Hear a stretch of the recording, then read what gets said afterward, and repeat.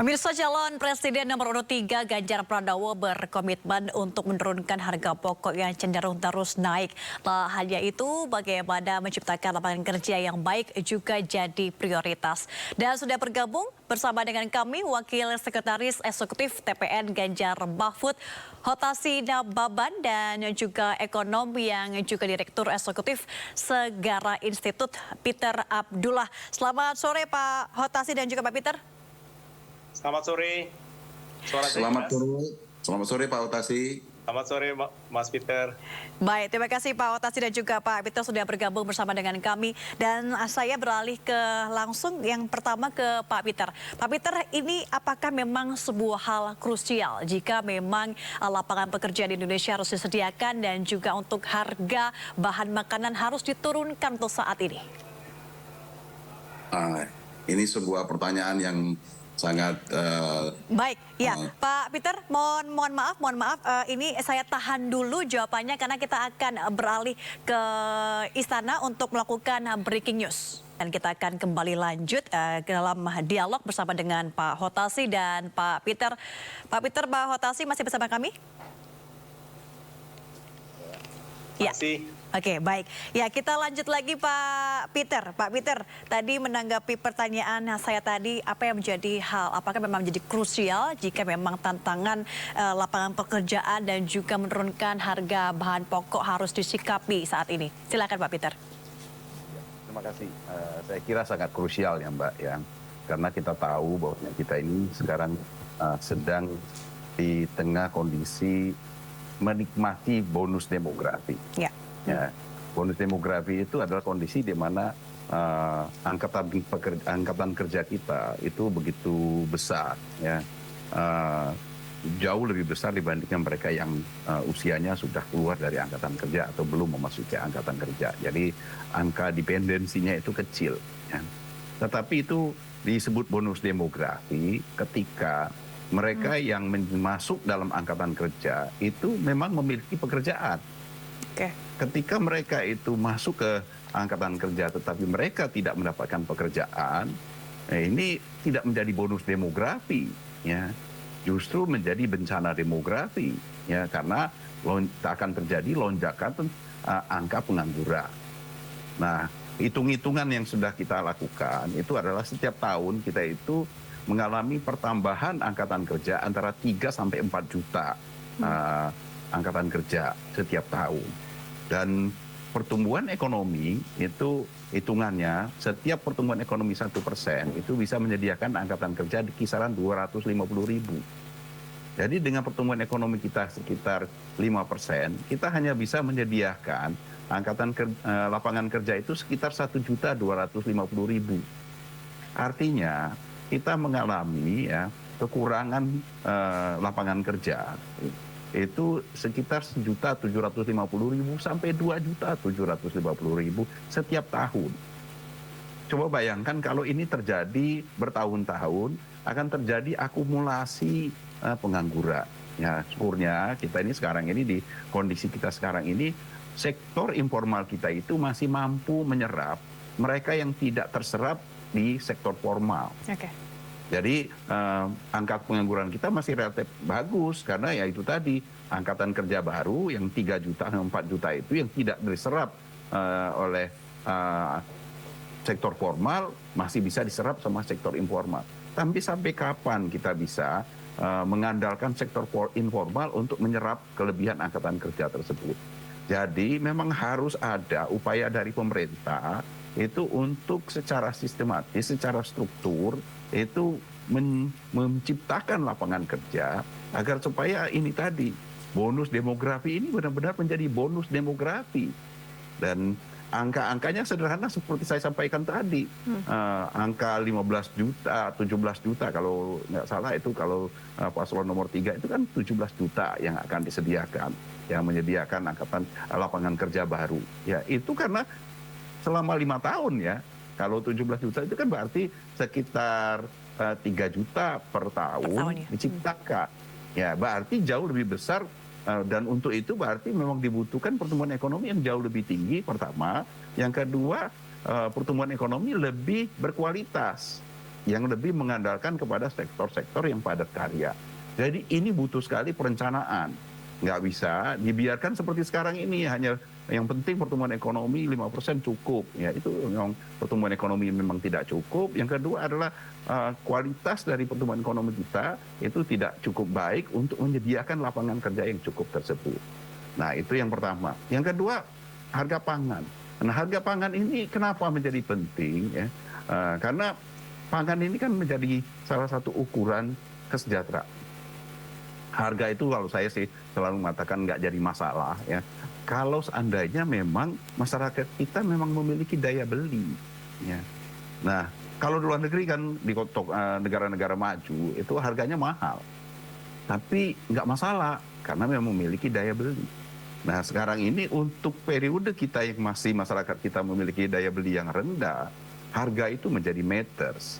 Sehingga bagaimana pemerintah bisa menyediakan barang-barang dengan harga yang terjangkau itu menjadi sesuatu yang harus dilakukan secara terprogram.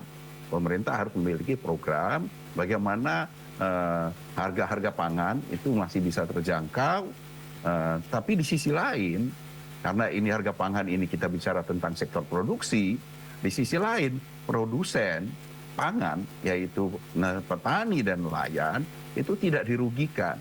Mereka bisa mendapatkan term of trade yang bagus, mereka mendapatkan keuntungan yang bagus, mereka bisa mendapatkan kesejahteraan, tapi di sisi lain harga pangan juga bisa terkelola dengan baik, sehingga masyarakat kita secara keseluruhan itu tidak menderita karena harga yang tinggi. Jadi dua hal ini memang sesuatu yang sangat krusial, yang saya kira memang kita tunggu bagaimana masing-masing paslon itu bisa menjabarkan program-programnya, bisa mengadres isu-isu yang kita bicarakan tadi. Baik, demikian, terima kasih ya Pak Peter. Tadi artinya bahwa memang jika ada pertumbuhan lapangan pekerjaan tiap tahunnya, otomatis nanti akan linear pertumbuhan ekonomi ini akan meningkat. Saya beralih ke Pak Hotasi. Tadi juga disampaikan oleh Pak Peter bahwa memang yang menjadi alasan harus ditumbuhkan ya lapangan pekerjaan karena bonus demokrasi di Indonesia. Apakah itu juga menjadi satu alasan untuk menyampaikan komitmen dari Paslon 03 untuk menciptakan lapangan pekerjaan lebih tinggi lagi? Dan nanti bagaimana Pak Hotasi realisasinya ketika Paslon 03 menang menjadi presiden dan juga calon wakil presiden? Ya, program Ganjar Mahfud itu menyasar kepada perbaikan struktural dari sektor pertanian, industri, dan nantinya perdagangan. Kita mulai dari pertanian dahulu. Sekarang ini kan terjadi penurunan jumlah orang yang bekerja di petani. Karena anak-anak muda petani kan tidak mau kerja. Mereka melihat orang tuanya tersiksa menjadi petani. Resiko di sana, resiko harga jual, resiko benih, pupuk, dan selanjutnya. Nah, negara harus hadir membantu ini. Dan generasi petani yang tua itu juga harus dimungkinkan untuk mengerjakan pekerjaan yang lain. Ganjar telah memulai inisiatif ini Jawa Tengah, yaitu dengan mengumpulkan para petani dan mengumpulkan lahan yang kecil-kecil ini, yang sempit ini menjadi satu lahan yang efisien, bahkan sampai 100 hektar. Nah, polanya seperti korporatisasi. Jadi bisa dilakukan benih, pupuk yang lebih efisien dan menggunakan mekanisme pertanian. Orang tua yang petani sudah tua itu bisa beternak, bisa dapat penghasilan tambahan. Nah, upaya ini harus serius. Bagaimana membuat profesi bertani itu suatu kebanggaan. Itu akan menambah lapangan pekerjaan. Dan targetnya selama 5 tahun akan bertambah 2 juta, baik petani, peternak, nelayan. Nelayan juga polanya sama, membantu dalam subsidi solar yang terarah, tepat sasaran dengan menggunakan satu KTP saja. Jadi tidak perlu ada tambahan kartu-kartu yang lain, cukup NIK. NIK tertentu ini adalah nelayan, di kampung nelayan mana, dan pola kebutuhannya berapa, itu lebih presisi. Nah, di sektor manufaktur, industri, kita ini kan prihatin. Indonesia itu sekarang manufaktur industrinya turun dari sekarang itu cuma 16-17% dari seluruh GDP.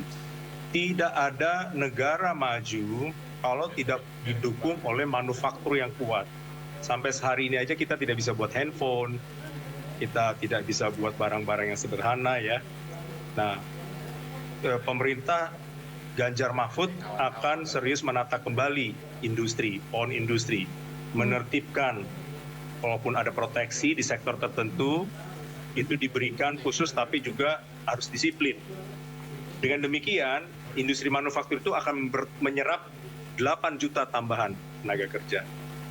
Nah, setelah pertanian dan industri 2 juta dan 8 juta, sisanya 7 juta itu akan berkembang di sektor jasa. Jadi rule of thumb-nya, satu pekerjaan di pabrik itu bisa menghasilkan 2 pekerjaan informal. Jadi kalau kita ada buruh ya, tambah 1 di pabrik, nanti tambah 1 lagi yang jualan pisang goreng, jual sektor lain. Tadi disampaikan oleh Pak Peter, ekonomi kita ini sangat didukung oleh pekerjaan informal. Hari ini itu ada 55 juta pekerja formal, ya saat ini ya seperti kita di sini kan formal ya, karena harus bayar pajak, terus ada BPJS-nya. Tapi yang informal 88 juta itu sangat banyak dan akan lebih banyak lagi. Dan Ganjar Mahfud akan membantu yang informal ini juga, termasuk memberikan bantuan untuk kesehatan. Dengan demikian rencana Ganjar Mahfud bahwa setiap manusia Indonesia itu harus lebih sehat, harus lebih cerdas, harus lebih terampil, harus lebih dapat pekerjaan, dan terakhir sejahtera itu tercapai. Dalam 5 tahun, setiap warga Indonesia akan merasakan hal ini. Oke, baik. Terima kasih banyak Pak Hotasi. Artinya banyak sektor juga yang akan menjadi fokus konsep peningkatan lapangan pekerjaan bagi Ganjar Mahfud. Saya kembali ke Pak Peter. Pak Peter, tanggapannya seperti apa terkait tadi konsep Ganjar Mahfud untuk meningkatkan lapangan pekerjaan yang disampaikan oleh Pak Hotasi? Saya kira bagus sekali, Mbak, ya, karena itu bagaimana seperti dipaparkan oleh Pak Hotasi tadi, keterkaitan antara bagaimana kita menciptakan lapangan kerja. Di sisi lain kita juga menjaga ketahanan pangan, ya, yang ujungnya kita bisa menjaga harga pangan kita tidak bergejolak. Ya. Sekarang ini kan kita sedikit-sedikit harga cabai lonjak, sedikit-sedikit harga beras melonjak, ya.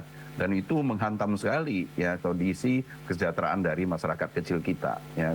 Nah, kalau ini bisa dikombinasikan, ya, sekali dayung dua pulau terlewati, ya itu bisa terjadi. Ya, kita bisa menjaga ketahanan pangan kita, tapi di sisi lain kita juga bisa menciptakan lapangan kerja yang cukup.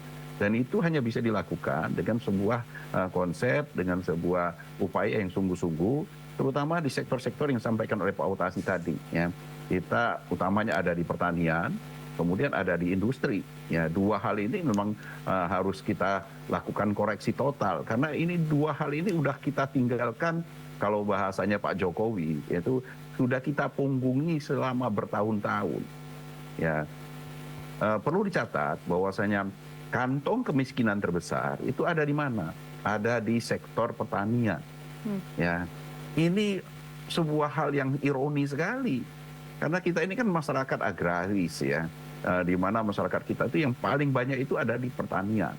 Nah, sementara tidak ada kebijakan kita yang berpihak kepada petani. Petani dibiarkan ya, mengalami semua penderitaan itu. Persis apa yang disampaikan oleh Pak Hotasi tadi. Sehingga yang kemudian berujung kepada sekarang ini tidak ada orang yang mau jadi petani. Ya. Sejabatan atau pekerjaan sebagai petani itu merupakan sesuatu yang bukan membanggakan. Nggak ada orang yang bangga jadi petani. Nggak ada orang tua yang pengen anaknya jadi petani. Kan ini sesuatu yang sangat ironi, yang menyedihkan sekali untuk Indonesia yang dibangga-banggakan sebagai negara yang subur.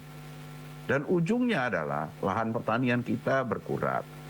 Tenaga pekerja petani kita berkurang. Yang ujung-ujungnya udah bisa dipastikan produksi pertanian kita yang merupakan bahan pangan itu ya tidak terus naik ya, justru semakin menurun dan kemudian kita harus impor. Nah, itu satu hal, produksinya turun, lapangan kerjanya tidak tercipta. Nah, cilakanya adalah di sektor industri itu juga terjadi. Industri kita tidak tumbuh berkembang. Ini saya baru aja baca, ini statement dari Bappenas. Bappenas sudah menyatakan bahwa kita sudah mengalami yang namanya Dutch disease. Ya, yang artinya kita meninggalkan industri karena kita lebih mengutamakan kepada sektor yang menjanjikan keuntungan yang jauh lebih mudah, yaitu sektor pertambangan. Ya, itu udah terjadi dari sejak tahun kapan. Ya, sehingga ini padahal sektor pertambangan itu ya hanya dinikmati segelintir orang, Pak. Tidak cukup menciptakan lapangan kerja. Ya. Jadi ini yang benar-benar ya yang kita harapkan dari paslon presiden ya, presiden kita yang akan datang bisa benar-benar menyelesaikan permasalahan ini, bisa menciptakan lapangan kerja dengan yang mendorong sektor industri dan pertanian, sekaligus juga bisa menyelesaikan persoalan harga pangan, harga-harga barang murah. Ya, karena industri itu ujung-ujungnya kan dengan industri kita juga bisa menuju pada harga barang murah, baju murah, semuanya yang intinya yang terjangkau. Karena masyarakat itu kan murah itu kan jadi relatif ya Mbak ya. Kalau kita punya uang kita bisa mengatakan itu murah. Tetapi kalau kita nggak punya uang, harga murah sekalipun nggak bisa terbeli menjadi terkesan mahal. Jadi ini menjadi penting. Ya, oke, baik. Terima kasih Pak Peter. Saya langsung ke Pak Hotasi. Tadi sudah disampaikan oleh Pak Peter. Tadi kita merupakan masyarakat yang agraris, tapi masih saja kita melakukan impor. Nah, apakah program dan juga mungkin kebijakan yang nantinya akan ditawarkan oleh Ganjar Mahfud untuk menangani harga-harga pokok yang menjulang tinggi dan juga meningkatkan daya beli masyarakat? Ya, ada satu aspek struktural yang kita terlewat ya, yaitu tingkat bunga. Begini, kalau di Amerika itu bank sentral itu punya diukur dari serapan tenaga kerja. Jadi kalau pengangguran banyak, itu sebenarnya bukan pemerintah Amerika dulu yang dihit, tetapi bank sentral. Kenapa? Karena instrumen dia menaikkan suku bunga itu akan menurunkan investasi dan juga akan berpengaruh di lapangan kerja. Di kita, suku bunga pinjaman dan suku bunga deposito, kalau misalnya Mbak Mega deposito paling berapa sekarang? 3% kan, 4%. Sebenarnya kalau mau minjam apa saja usaha 10% itu udah bagus. Gapnya besar. Nah ini tugas bersama pemerintah dan BI. Jadi tidak hanya pemerintah ya, itu harus bersama-sama supaya turun. Nah Ganjar di Jawa Tengah untuk membantu UMKM itu berhasil menurunkan suku bunga ke 6%.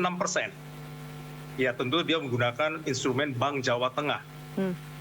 Nah ini jarang gubernur mau sedikit bukan intervensi ya, tapi bekerja bersama dengan Bank Pembangunan Daerahnya dengan segala cara supaya kredit turun 6%. Dan ini lumayan menciptakan banyak UMKM dan lapangan kerja. Dan kalau makin banyak orang berproduksi tadi ya, kalau tingkat bunga rendah, tentu harga murah, harga akan turun.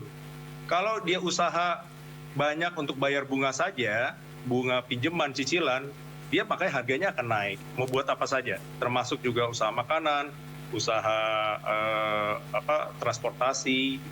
Nah, disinilah penting kerjasama antara pemerintah dan moneter. Nah, ini kebetulan Pak Peter ahlinya moneter dan paham sekali mengenai BI, bahwa nanti Pak Ganjar Mahfud akan bekerja sama dengan BI. Dia punya pengalaman bagus di Jawa Tengah dan ternyata bisa. Ini kembali soal trust, soal kepercayaan. Karena di satu sisi juga tidak boleh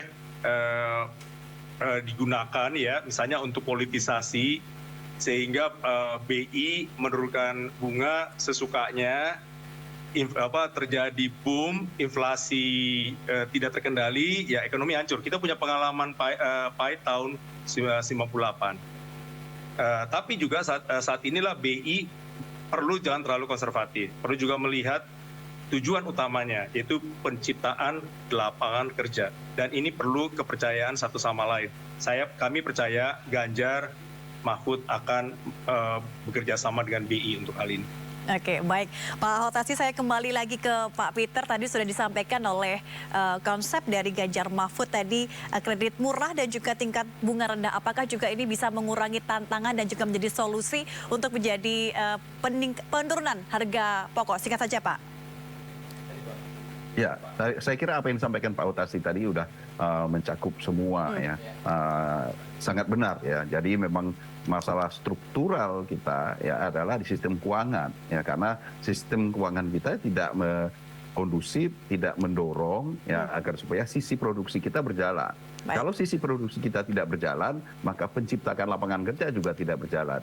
Jadi kalau dulu Undang-Undang BI yang dulu tahun 68 memang mencantumkan bagaimana BI juga seharusnya ikut berpartisipasi, ikut berupaya untuk meningkatkan penciptaan lapangan kerja. Ya, tapi kemudian Undang-Undang BI tahun 98, 99 itu menghilangkan itu. Nah, sekarang di Undang-Undang P2SK itu sudah dikembalikan walaupun tidak sepenuhnya. Nah, BI sekarang tidak hanya sekadar fokus kepada inflasi, tetapi juga harus memikirkan aspek pertumbuhan yang berkelanjutan. Jadi sekarang saya kira apa yang disampaikan oleh Pak Utasi tadi sekarang sudah ada momentum ya di mana apabila pemerintah dengan BI bisa bekerja sama, suku bunga kita bisa kita turunkan ya sehingga ini akan menjadi sesuatu yang kondusif bagi baik itu untuk sektor pertanian yang kita ceritakan tadi maupun utamanya untuk sektor industri sehingga pada ujungnya kita bisa menciptakan lapangan kerja, kita bisa menurunkan harga-harga yang kemudian berujung kepada kesejahteraan bagi masyarakat Indonesia. Oke, baik. Terima kasih banyak Pak Peter dan terima kasih juga Pak Hotasi Damaban sudah bergabung bersama dengan kami. Kita berharap bersama dengan Ganjar Mahfud Indonesia menjadi lebih baik. Terima kasih banyak Pak Peter dan Pak Hotasi. Terima kasih Mbak Mega. Terima kasih Mbak Mega, Pak Hotasi.